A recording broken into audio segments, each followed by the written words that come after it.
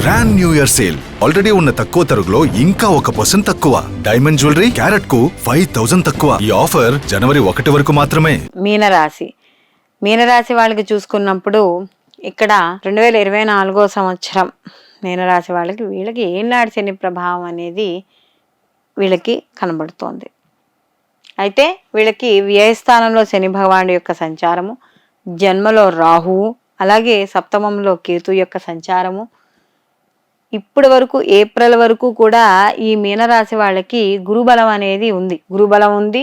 అలాగే వీళ్ళకి షష్టమ స్థానాన్ని చూడడము, అలాగే తదనంతరం వీళ్ళకి నవమ స్థానాన్ని చూడడం, అష్టమం నుంచి నవమ స్థానానికి చూడడం, ఇవన్నీ జరుగుతున్నాయి. అయితే ఎప్పుడైతే గురువు మార్పు చెందుతాడో వీళ్ళకి కాస్త గురుబలం అనేది తగ్గుతుంది. ఇప్పటి వరకు ఏవైతే విద్యార్థులు కావచ్చు, లేకపోతే ఉద్యోగస్తులు కావచ్చు, వ్యాపారస్తులు కావచ్చు, రాజకీయ రంగంలో ఉన్న వాళ్ళు కావచ్చు, వ్యాపార రంగంలో పెద్ద పెద్ద రంగాల్లో ఉన్న వాళ్ళు కావచ్చు, వీళ్ళందరికీ కూడా అనుకూల ఫలితాలు ఉన్నా కూడా ఎప్పుడైతే ఈ గురువు మార్పు చెందుతాడో మే నుంచి అప్పుడు కాస్త సత్ఫలితాలు ఇవ్వడం అనేది తగ్గుతుంది.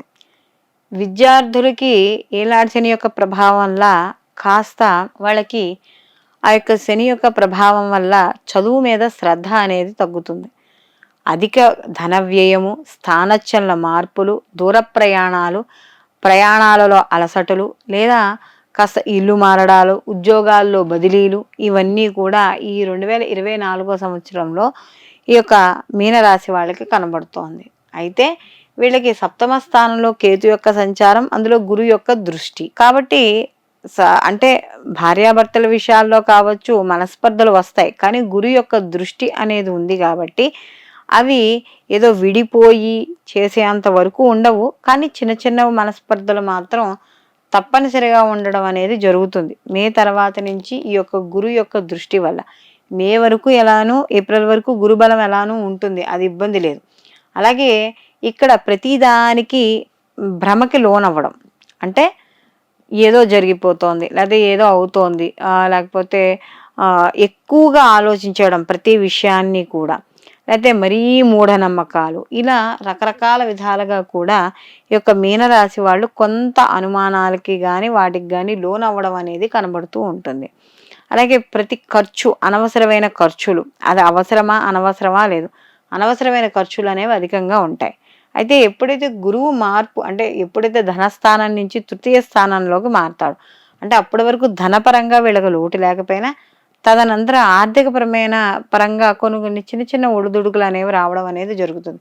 వచ్చినా కూడా వీళ్ళకి ఈ యొక్క ఏదైతే వ్యాపార పరంగా ఉన్నాయో అవి అంత నష్టపోయేవి ఏమి ఉండవు. అంటే ఇక్కడ సప్తమ స్థానంలో కేతు ఉండడం వల్ల కొంత ఇబ్బందికరమైన పరిస్థితులు, అంటే సమాజపరంగా కీర్తి గౌరవాలకు కానీ, లేకపోతే వ్యాపార పరంగా కానీ ఇలాంటి ఇబ్బందులు ఉన్నా కూడా ఈ యొక్క గురువు యొక్క దృష్టి వల్ల, ఇక్కడ ఎప్పుడైతే గురువు ఈ యొక్క సప్తమ స్థానాన్ని చూస్తున్నాడో ఆ దృష్టి వల్ల వాటిల్లోంచి వచ్చే ఆటంకాల యొక్క శాతం, అంటే వచ్చే వ్యతిరేకత శాతం అనేది సగానికి పైన తగ్గిపోవడం అనేది జరుగుతుంది. అలాగే ఇక్కడ ఈ యొక్క మీనరాశి వాళ్ళకి కానీ చూసుకుంటున్నప్పుడు ఇక్కడ ఎప్పుడైతే ఈ సప్తమ స్థానాన్ని మరియు నవమ స్థానాన్ని ఎప్పుడైతే గురువు చూస్తున్నాడో, ఈ యొక్క భాగ్యస్థానాన్ని, వీళ్ళు అనుకున్న పనులు, అంటే వీళ్ళు ఏవైతే భాగ్యం పొందాలంటే, భాగ్యం అంటే ఏమిటి, ఒక లాభం అని చెప్పక్కర్లేదు, వాళ్ళకి ఏదో ఒక సమ్ అమౌంట్ కిందో లేకపోతే ఏదైతే అనుకుంటున్నారో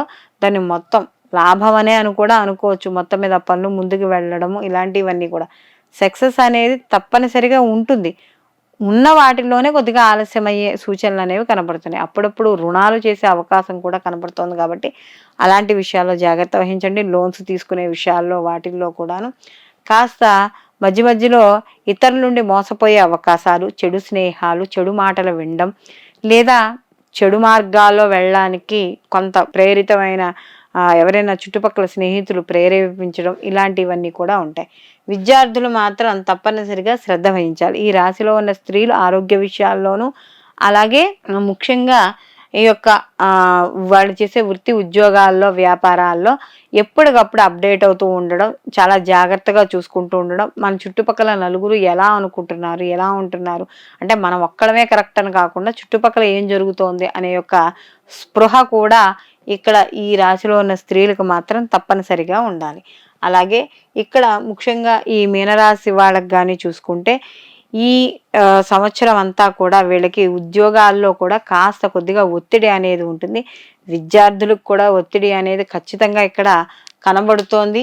ఇంకా వీళ్ళకి గురు యొక్క బలం కూడా తగ్గుతుంది కాబట్టి వీళ్ళకి తప్పనిసరిగా దైవ బలం అనేది చాలా అవసరం. అలాగే వీళ్ళు ఎవరైతే పెట్టుబడులు పెడుతున్నారో చేస్తున్నారో ఆ పెట్టుబడుల విషయాల్లో మాత్రం జాగ్రత్త వహించండి. అనవసరంగా మోసపోయే అవకాశాలు అనేవి కనబడుతున్నాయి కాబట్టి ప్రతి విషయంలోనూ కూడా ఆచితూచి, ఎందుకంటే మనకి వీటితో పాటు మిగతా గ్రహాల యొక్క సంచారం కూడా ఉంటుంది కాబట్టి ఏ నెలలో బాగుంటుంది ఏ నెలలో బాగుండదని కూడా చూసుకొని కాస్త ఇక్కడ వ్యవహారపరంగా ముందుకు వెళ్ళడం అనేది మంచిది.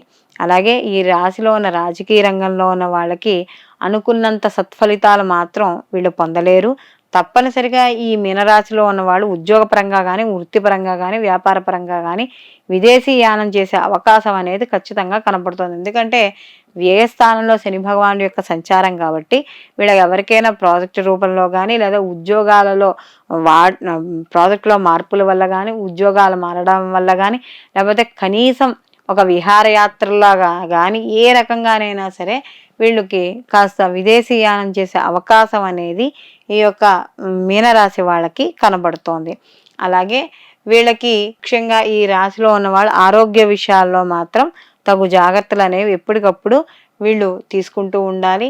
ఈ రాశిలో ఉన్న విద్యార్థులకు కానీ వృత్తి ఉద్యోగ వ్యాపారాల్లో ఉన్న వాళ్ళకు కానీ లేదా ప్రేమ వ్యవహారాల్లో కానీ లేకపోతే క్రియేటివిటీ రంగాల్లో ఉన్నవాళ్ళు సినీ కళ రాజకీయ రంగాల్లో ఉన్నవాళ్ళు అలాగే లలిత కళకు సంబంధించిన వాళ్ళు వ్యాపారస్తులు అంటే ఈ యొక్క రియల్ ఎస్టేట్ వాళ్ళు వీళ్ళందరికీ కూడా కొంతవరకు మాత్రమే సానుకూలమైన ఫలితాలు అనేవి ఈ సంవత్సరం గోచరిస్తున్నాయి. కాబట్టి వీళ్ళు మరిన్ని మంచి ఫలితాలు పొందడానికి వీరు నిత్యము కూడా దక్షిణామూర్తి స్తోత్రాన్ని ఖచ్చితంగా పారాయణ చేయడం, ప్రతిరోజు కూడా ఆదిత్య హృదయ పారాయణ చేసి సూర్య భగవానుడికి ప్రతిరోజు కూడా అర్ఘ్యాలు ఇవ్వడం. ముఖ్యంగా వీళ్ళకి ఏళ్ళనాడి శని యొక్క ప్రభావం అనేది ఉంది కాబట్టి నువ్వులు అంటే చూడండి, మనం ప్రత్యేకంగా ఏవైనా జపాలు అవి చేయించుకోలేకపోయినా తెల్ల నువ్వులు అలాంటివి ఉంటాయి. ఆ నువ్వులు చేసి ఆ నువ్వులు ఉండల్ని గుళ్ళల్లో ఏదైనా ప్రసాదంగా పంచిపెట్టడం ఇలాంటివి చేయడం. లేదు మాకు స్తోమత ఉంది చేయించుకుంటాం అనుకున్న వాళ్ళు తప్పనిసరిగా ఈ శని యొక్క భగవానుడి యొక్క జపం చేయించుకోవడం లేదా వాటికి సంబంధించిన క్షేత్రాలు శివాలయాలు తిరిగినా కూడా, ఎందుకంటే శని భగవానుడికి అధిష్టాన దేవత ఈశ్వరుడు కాబట్టి ఈశ్వరారాధన ఎక్కువగా చేయడం ఇలాంటివి ఏవి చేసినా కూడా ఈ యొక్క ప్రతికూల ఫలితాలు తగ్గించుకోవడానికి ఎక్కువ అవకాశం అనేది కనబడుతోంది. సర్వే జనా సుఖినో భవంతు, లోకా సంస్థ సుఖినో భవంతు.